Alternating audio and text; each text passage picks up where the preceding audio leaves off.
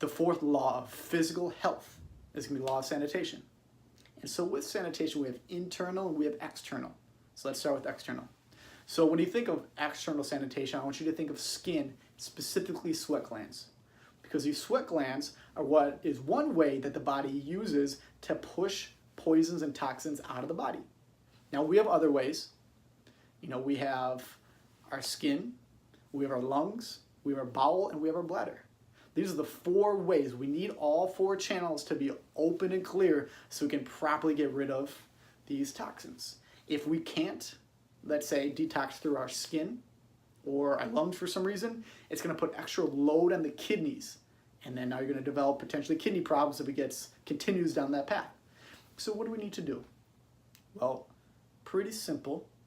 We need to bathe daily with soap and water, because we need to get all the dirt and the grease and whatever else is on our skin that might potentially block our pores, which would block our body's ability to eliminate toxins.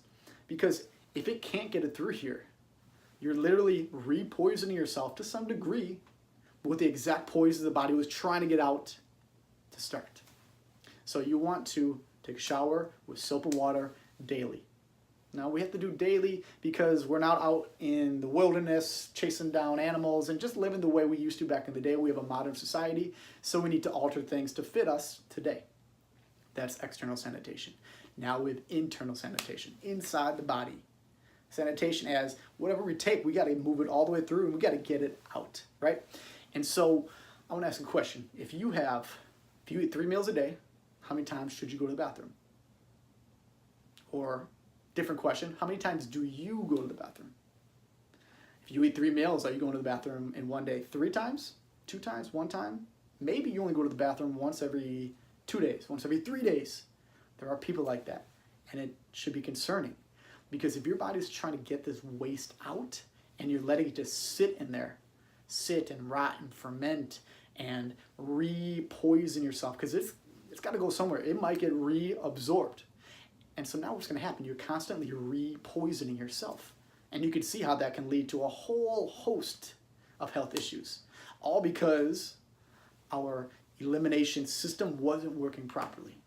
So the good thing about internal sanitation, elimination, is that if you adhere to the first 3 laws of movement, nutrition, and rest, sleep, recreation, is that sets you up really well where you shouldn't have too many issues.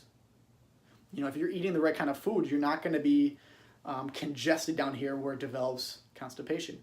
If you're moving enough during the day, you're pushing all the nutrition throughout in the body and helping things move out.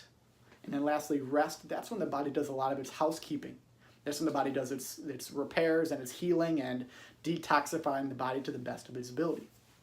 And so another thing to note is that stress, nervous stress, tends to create a form of constipation in the body too. So just like we talked about before with the rest, we need to be able to calm our mind down and our body down so that we allow these internal systems to do what they naturally do on their own.